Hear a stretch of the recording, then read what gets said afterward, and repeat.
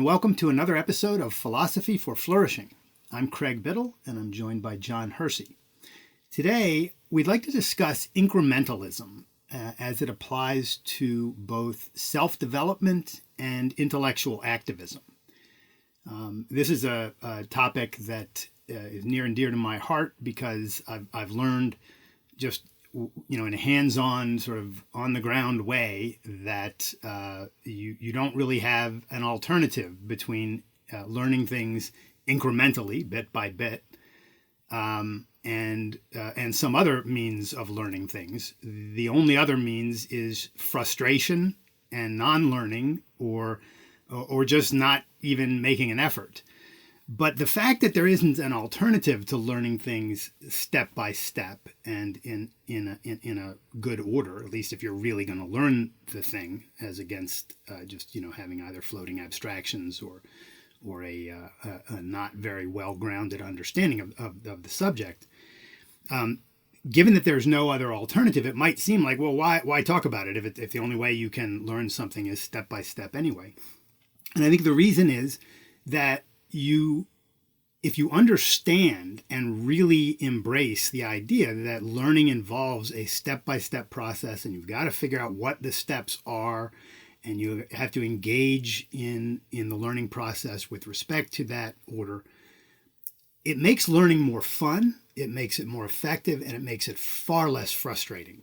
Learning difficult, complex things, whether, learning to play a musical instrument or trying to learn how to rock climb or trying to learn how to write or learning philosophy, these are all rich, complex things with lots and lots of parts. And if you don't learn them in the right order, if you don't learn the parts in the right order, if you try to learn them out of order or all at once, it just kind of overloads the mind and creates massive frustration. John, I know you've done a lot of both learning and teaching, and this applies to both. So I know you'll have lots to add here. Anything you want to add to the preliminaries before we dive into some examples? Well, yeah, I think it's just, like you said, it's just a metaphysical fact that to get from point A to point B, you have to progress one step at a time. And, I had mentioned when we were preparing for the show that back in high school, I used to give guitar lessons. And so this was just a really vivid example in my mind of the fact that you need to learn one step at a time. When I was first starting out teaching, I don't think I realized what size those steps needed to be. And so I would try to, in effect, give one of my students more than they could really bite off in one go. And then I quickly realized that you've really got to chunk this stuff into really manageable bite-sized pieces. And that same thing applies to every skill. Like you said, learning philosophy, learning to write, learning to rock climb, learning to make a good dinner. It shouldn't be, well, either I can do this or I can't. It should be, well, what is the nature of the problem and what are the steps involved to get from where I am to where I want to be? Yep. Well, pardon my coughing. I want to tie into your experience in learning guitar, because I have a similar experience, and this is one of the first times in my life that I really started to conceptualize this and put it into terms of principle. So I had been studying Rand's philosophy for about 5 years before I got into ballroom dancing. And when I first started ballroom dancing, I took lessons at a couple of different studios back in Virginia, and it was remarkable to me the difference in the teaching ability and my ability to learn from various teachers. Some teachers I would meet with and learn for an hour. I'd take an hour-long ballroom class, and I'd walk out and I'd really have learned something, one step. And other instructors I would meet with and I'd leave and I would just feel like I hadn't learned a thing, and I was just overwhelmed and completely frustrated with the process, and I felt like I had two left feet and couldn't do this. And what I realized was that the difference was pretty clear once you saw it. Some of the teachers respected the fact that there are essentials. There are certain things that are more fundamental in that learning process than others. So let's say you're learning the waltz, right, which has this 1, 2, 3 step to it. Well, the first thing you've got to learn is to take those steps, 1, 2, 3, 1, 2, 3, 1, 2, 3, in a box step fashion, because that's actually the essence of what waltz is, right? But some teachers grasped that and would focus on that initially with a student, myself included, and other teachers would try to fold in a bunch of other things that are non-essential, like ensuring that your frame was exactly correct and that your posture was exactly correct, et cetera, et cetera. Like, it's a complex thing to learn how to ballroom dance, or to learn how to even one specific ballroom dance like waltz. And it became crystal clear to me in this process that, oh my goodness, you cannot overload people, A, with elements that are not essential to the process. And B, if you do focus only on the essentials and really get them to learn that, then once they do learn that, they can move easily to the next step and easily to the step after that, and so on. And you see this incremental learning process. And this should be obvious in a sense to anyone who teaches any given subject, and I think probably is to real experts in any given subject. But I don't know that it's necessarily obvious to people when they're trying to learn a subject, that they've got to accept the fact, I love the way you put it, that it's a metaphysical fact that in order to get from one point to another, you have to take the steps in between, right? There's just no getting around that. But it's really good to grasp this point on a conceptual level, really understand that it's a truth that you can't get around, so that A, you'll start looking for those steps, and we can talk about how to find what is the next step, how to find what is the essential in a given area. And also so that you just won't frustrate yourself to no end, or just turn away from things thinking, well, this isn't for me, it's just too hard, or I don't have the gene for this thing, as people like to put it sometimes. Yeah, that's a really good point about going to essentials. And I think you're right that the truest experts are the ones that know best how to focus on essentials, because they're the ones who have sort of risen above all the concrete minutia of any given skill or system of ideas, and are able to see they're able to see those essentials for what they are, the basic building blocks upon which everything else needs to be built. I think this also imposes some responsibility on the learner, and if it doesn't, well, it's at least helpful for the learner to be on the lookout for the essentials and to know that those essentials exist and that they should be independently looking for them, because they're not always going to get them. And so, just take, for instance, careers today. Most people, or many people, much of society expects certain credentials before you can go do this or that thing. And it's just a fact. We can look out at the world. We can look at people who have graduated from this or that college program. It's just a fact that many of those people, although they have a credential, the credential is not very good at signaling ability or skill. And so I think that it makes sense for everybody to think, okay, well, I'm at point A and I want to get to point B. What are the steps that I need to do that? And, we've had Isaac Morehouse on this show, who's created 2 businesses on the premise that many of the intermediate incremental steps that people think they need to get from point A to point B are actually not that helpful, not that useful, not that fruitful, and not really necessary. So, this incrementalist approach, we can use it to give ourselves a standing order to really think independently about what we actually need to get from one point to another. Yeah, there's a obvious for you and me. There's a huge integration here with teaching writing, right? I mean, we are constantly working with people who want to learn how to write, and writing is a really complex process. And some people get the wrong idea about writing, either from people who teach it improperly. I mean, some people teach it, just do stream of consciousness and then edit it, and there's your writing, or something like that, which is skipping a whole lot of parts, because that's just not really how writing works, at least not good writing.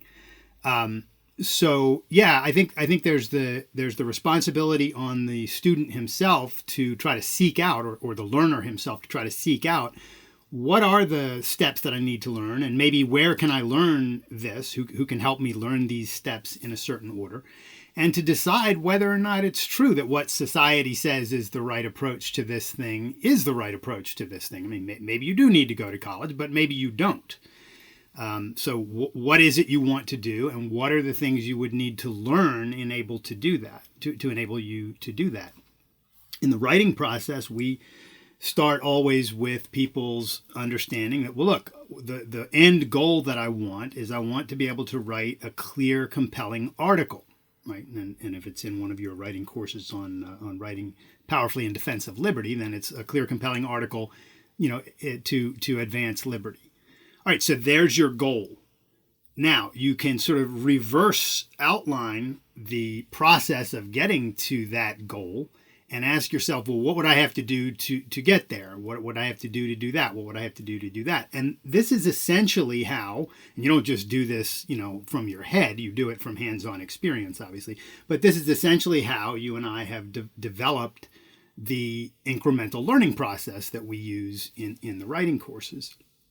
And so there's a huge value in seeing this there, in seeing it in learning how to play guitar, learning how to ballroom dance, learning how to rock climb, learning how to do anything that is complex. And it's both the learner and a teacher, if there's a teacher involved, that have to understand that there is an actual process here. Yeah, and the example of the writing course too brings to mind something that I think is relevant to incrementalism.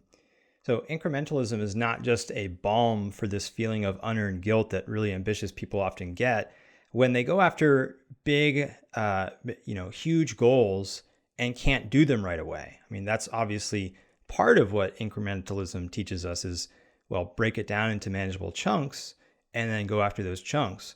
But another piece, and this comes from one of our participants in the writing course, is that incrementalism, properly understood, is also a standing order to continuously progress, to look for the next step. What is the next increment? How can I take my self-development process really seriously and always be on the lookout for what I ought to do next to reach my goal? So I recently had a great conversation with one of our participants, and she took the course very seriously. She decided, I want to write. And then a few days later, she saw our course. Shortly after the course finished, she published her first article with us, and she's published a handful since.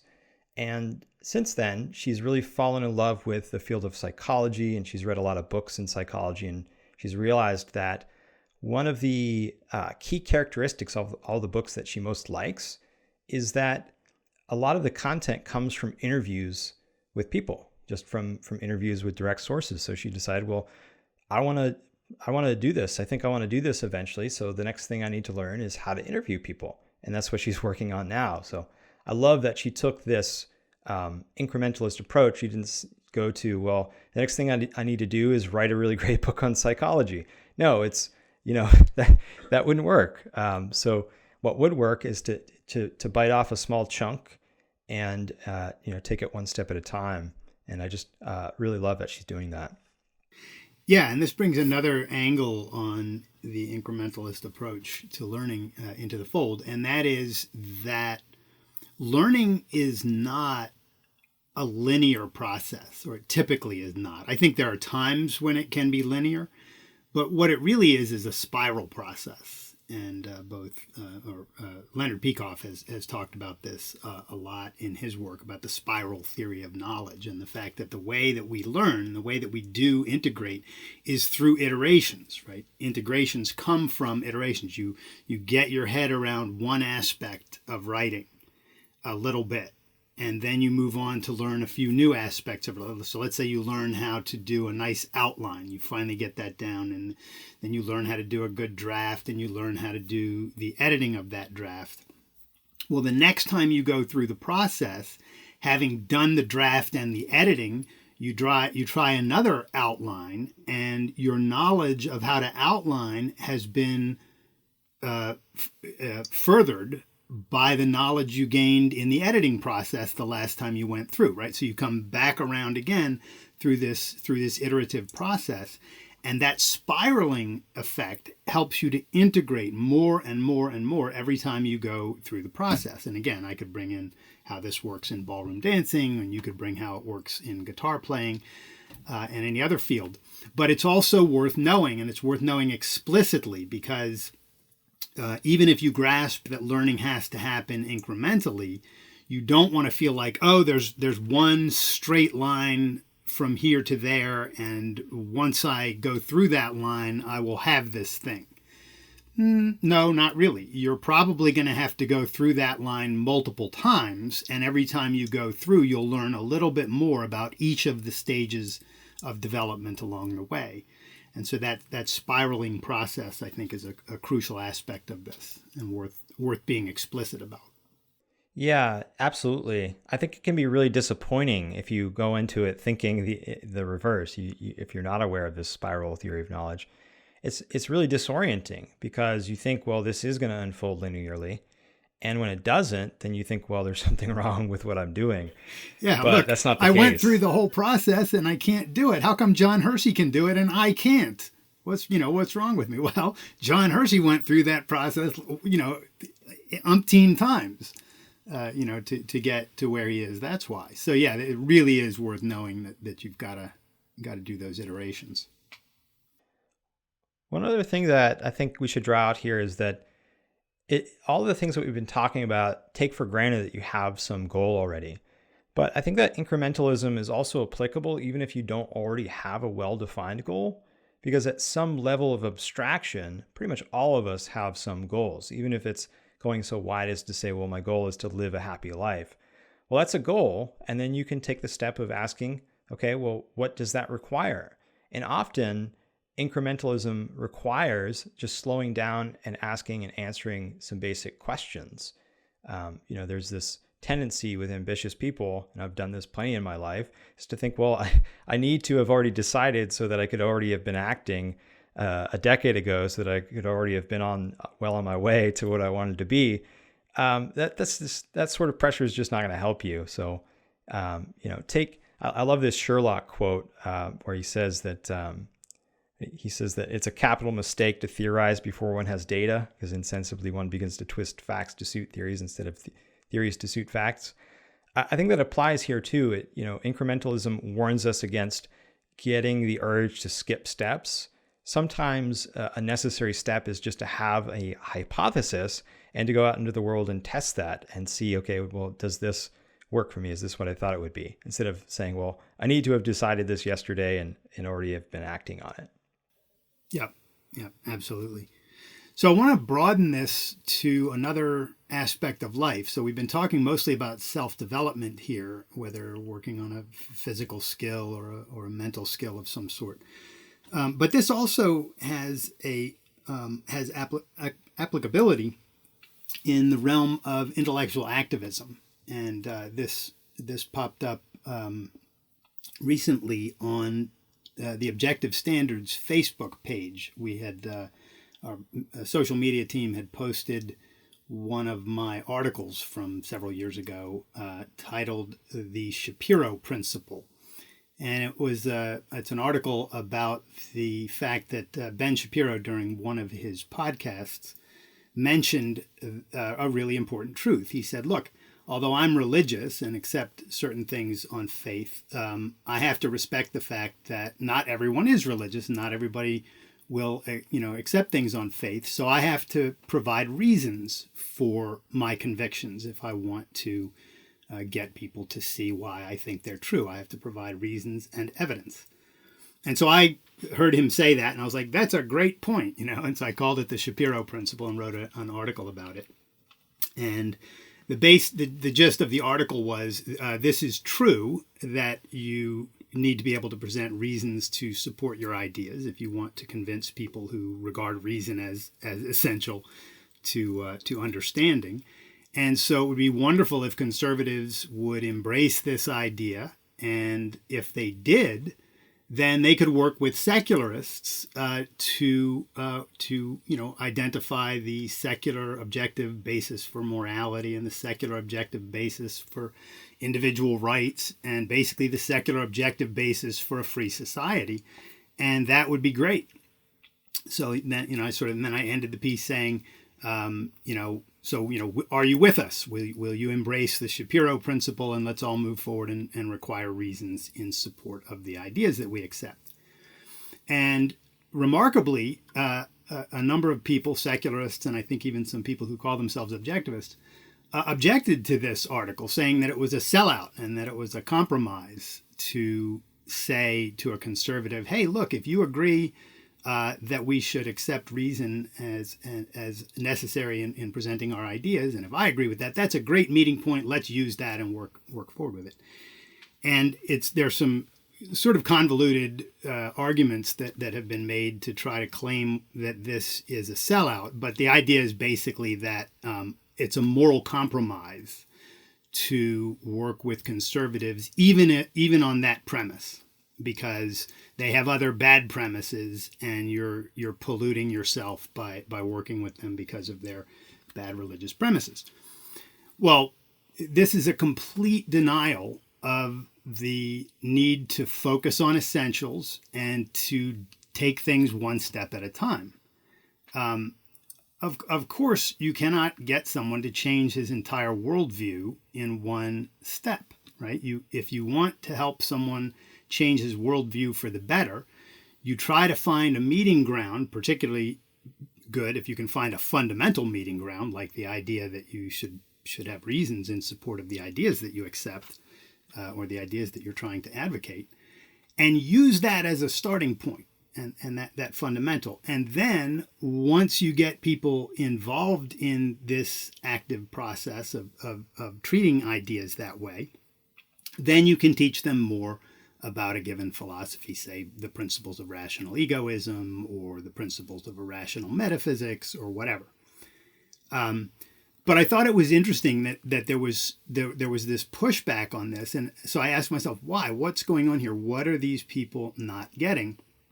And I think what they're not getting is the fact of incrementalism, the fact that you've got to start with people someplace, and ideally you want to start with them at a fundamental level, or at least with some agreement on a fundamental, like reason being necessary in support of our ideas. I want to give one more example to tie this in that seems a little bit contrary to what I just said, but I think it will be helpful to look at it. So that's in dealing with conservatives. Conservatives tend to be religious, and they want to try to defend rights and a free society on religious grounds, on faith. And my idea in that article was, okay, well, I know you guys say that, but if here's one of your big superstars, Ben Shapiro, who's acknowledging that you need to have reasons in support of your ideas, so let's grab that and run with it. But another way that someone could approach the defense of liberty is to do what libertarians do. Libertarians typically, in pursuit of a big tent where they don't offend anybody with hard ideas about philosophy or morality, they want to just say, oh, look, if you're for liberty and I'm for liberty, we can all be for liberty and come together and advocate liberty.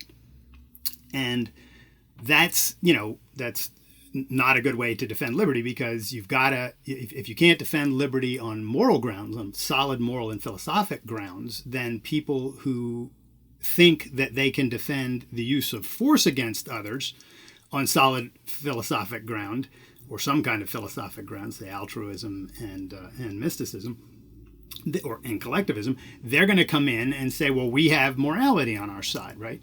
So the way that I think about working with libertarians is, first of all, you want to say, oh, you want liberty? Great. I want that too. That's a wonderful thing. Let's talk about what that is and what's necessary to defend it. What kind of arguments you need, both morally and philosophically, or more deeply philosophical, in order to do that. If someone says, no, no, no, no, I'm not interested in any moral grounds for that. I just want to talk about the freedom at the political level and why that's right, regardless of moral grounds, then there's nothing to say to that person. You're not getting to any fundamental meeting ground from which you could work on an incrementalist approach to saying, hey, here's how to defend and advocate this thing. But if a libertarian says to you, oh, I do want liberty and I'd love to hear what you think is the moral and philosophical case for this to see whether there's something there, then your meeting ground is the idea that it might really be the case that we've got to have this thing. And maybe there are better moral foundations or sound moral foundations as against unsound moral foundations. And then you've got a meeting point to start incrementally working with that person to see, and here the increments would kind of go in the other direction. It would be like, all right, you want liberty. Well, is it morally correct that people should be free to act on their judgment and keep the products of their effort? Or is it morally correct that they should be restricted from acting on their judgment and should have to give up some of the things that they produce? And as soon as you ask that question, you're starting to go down into morality, right? And you can incrementally work your way down with someone in a discussion like this and help them see, oh, there's a whole lot of questions that have to be answered and addressed if I'm going to really defend liberty. And so that's an increment going sort of in the opposite direction. But in both cases, whether you're working with a conservative who comes to the realization that reason should be used to support his ideas, or whether you're working with a libertarian who thinks, oh, liberty's great, but doesn't yet understand that there are these steps and support structures that are necessary to uphold that ideal. Either way, it's incremental. And you've got to grant to people where they are at a given time, what they know, what they don't know, and work with them one step at a time to help them learn these ideas. So I just thought it would be helpful to look at this idea not only from the self-development perspective, but also from the intellectual activist perspective, because the same principle applies. Yeah, I think it's really helpful to draw our attention to the fact that you always have to keep context in mind. And one way to introspect on this that I think is helpful is just to ask yourself in a case like this, okay, well, how did I begin? What sort of context did I come from? Did I start with a fully formed, rational set of ideas? Of course not. Nobody does. So what ideas did I hold? And how did I go from where I was to where I am now? I had to take it one step at a time, one increment at a time. Some of us came across one brilliant book, one brilliant essay, and it seems to have just blown us out of the water and we flipped our thinking overnight. But even there's a series of connections that you have to make in your mind in order to understand and grasp a work like that. And it's incremental. So especially when you're given an in, like the one that you're talking about, this is a huge opportunity. When somebody is agreeing with you and accepting a basic rational principle of epistemology, that we have to accept only those ideas that we have reasons to accept, this is a huge stepping stone in the right direction. And it makes sense for intellectual activists or just people that are interested in promoting good ideas to see the possibility of building on that via multiple conversations with the person. And I would also just throw in that if incrementalism in any way were going to be a compromise, then it would have to be a compromise in some way sanctioning evil. And so you can ask of any given increment, well, how is my action in this step sanctioning evil? And if it's not, then I don't think that it's a valid evaluation of it, and it's legitimate to proceed with that step. Yeah, exactly. Well said.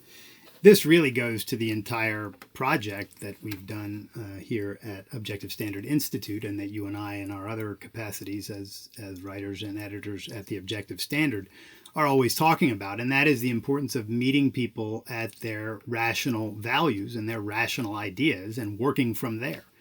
You've got to take things as they are, right? This goes back to your Sherlock quote, about theorizing in advance of the facts. The facts have to come first. Where people are has to come first, and you can work with them from there. You want to find their best premises, their best values that they have some understanding of, and then bring in what you know that can help them incrementally level up from there. By the way, another really important aspect of this process is sometimes along the way, as a teacher of these kinds of things, you'll find that you're wrong about something. Just because, you've been studying something for a long time and know it fairly well doesn't mean you're not going to err in that area ever yourself, or that you might not learn from somebody else, either from somebody who is a teacher of you, or even sometimes learn from the process of teaching others. I mean, I've learned a lot in the process of teaching other people. And every once in a while I'm like, I just realized something new that I didn't know before in this process. And so respecting the fact that you've got to meet people where they are and that you've got to work with them from there, not only is good for them, respecting their crow epistemology, to use Ayn Rand's term, for the fact that you can only deal with so many units at once. So you're just going to, focus on one thing that they can, and help them try to understand it rather than throwing a whole philosophy at them at once. So it's good for them because it enables them to focus on a delimited amount of material and try to get their head around this and how this principle applies. But it's also better for you because by working again through the incremental process of teaching somebody something new, you're going back through another spiral. You're going back through another iteration of these ideas, their justification, their application, and you learn more. You just keep on learning. I've been at this stuff for many, many years, and not a day goes by that I don't learn something new in these processes. And the respect for the incremental, step-by-step learning process itself is a huge reason behind that. You're reminding me of a great article that we published at our sister organization, The Objective Standard, by Ari Vilner, titled something like "The Value of Teaching to Teachers," or How Teaching Benefits Teachers. And it goes through the different principles that that cause teaching to be so beneficial to teachers. And so a big part of that is, you're taking others through this incremental learning process. And in so doing, you're having to go through it and really solidify your knowledge of it. Yep. Yeah, good call. We should drop that into the show notes when we publish. Wonderful. Well, thanks for joining me today. This was another fun discussion. I love this topic. Anything that helps me learn more and help me teach better and helps our listeners to do the same is a huge value in my book. If you guys are enjoying the show, make sure to subscribe and give us a 5-star review. Of course, we've also got a link in the show notes to Craig's book, Loving Life. Check that out. It's got a lot of rational philosophy that integrates with the stuff we've been talking about today. And we'll also include a link to Ari Vilner's piece. Sounds good. Till next time, folks, keep loving your life.